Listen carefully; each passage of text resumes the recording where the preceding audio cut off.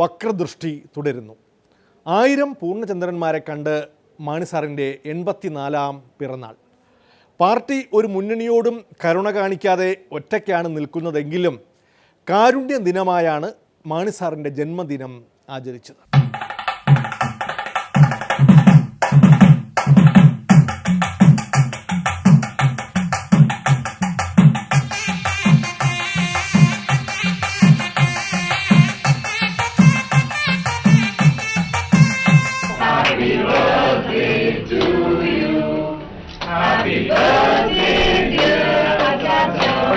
ജന്മദിനം കുട്ടിക്ക്, സന്തോഷ ജന്മദിനം കുട്ടിക്ക്.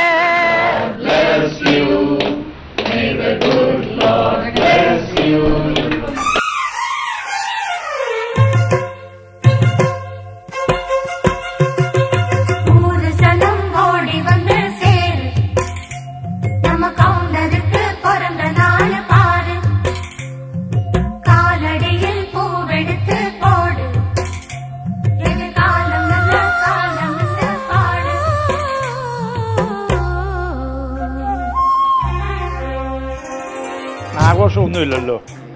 ഞങ്ങളെല്ലാം ഞങ്ങളുടെ പാർട്ടി തീരുമാനിച്ചതെല്ലാം കാരുണ്യ പ്രവർത്തനങ്ങളുമായി ഇന്ന് ജന്മദിനം ഓർമ്മിക്കുക എന്നുള്ളതാണ്. ആഘോഷവും ഇല്ല.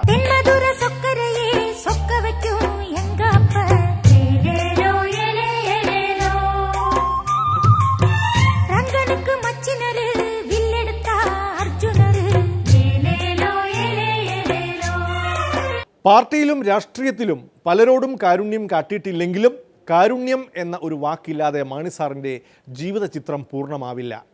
കാരുണ്യ ലോട്ടറിയുടെ ഉപജ്ഞാതാവായതിനാൽ കാരുണ്യ ദിനമായി ഒരു ദിവസം കലണ്ടറിൽ അടയാളപ്പെടുത്തണമെന്നാണ് സർക്കാരിനോട് മാണി സാറിൻ്റെ ഉപദേശം. കാരുണ്യം എന്നാണ് നമ്മൾ പറയുന്നത്.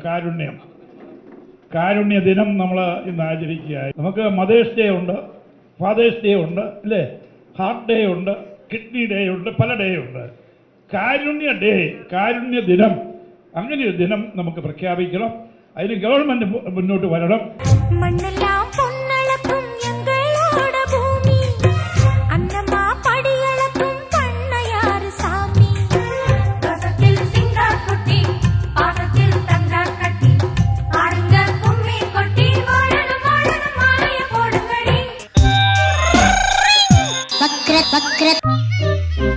ഔദ്യോഗിക പരിപാടികൾ ചിട്ടയൊപ്പിച്ച് നടന്നില്ലെങ്കിൽ മുഖ്യമന്ത്രി പിണറായിക്ക് ദേഷ്യം വരും. മുഖ്യമന്ത്രി അത് വെട്ടിത്തുറന്ന് പറയുകയും ചെയ്യും. സ്വാഗത പ്രസംഗം നീണ്ടുപോയത്, പരിപാടി തുടങ്ങാൻ വൈകിയത് എന്നിവയെല്ലാം പിണറായിയെ അലോസരപ്പെടുത്തിയ വിഷയങ്ങളായിരുന്നു.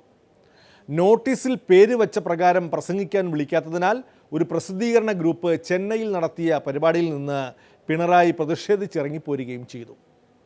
പരിപാടി തുടങ്ങിയ ശേഷം വൈകി വരുന്നവർക്കാണ് ഇത്തവണ പിണറായിയുടെ ഡോസ് കിട്ടിയത്.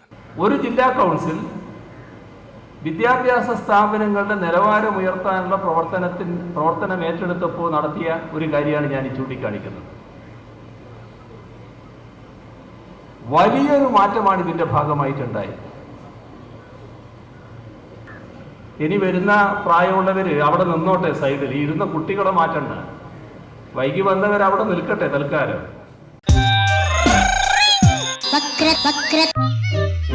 വീണ്ടും ഇടവേള.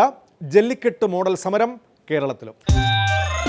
വീട്ടിൽ കടുവ വളർത്തി. ഈ അടുത്ത ബിജു മേനൻ അഭിനയിച്ച ഒരു സിനിമ കണ്ടാണ്. അതിനകത്ത് ഒരു അറബിയുടെ പുലിയെ ഇങ്ങനെ, കടുവ കുട്ടിയെ ഇങ്ങനെ പിടിച്ചോണ്ട് പോവുക.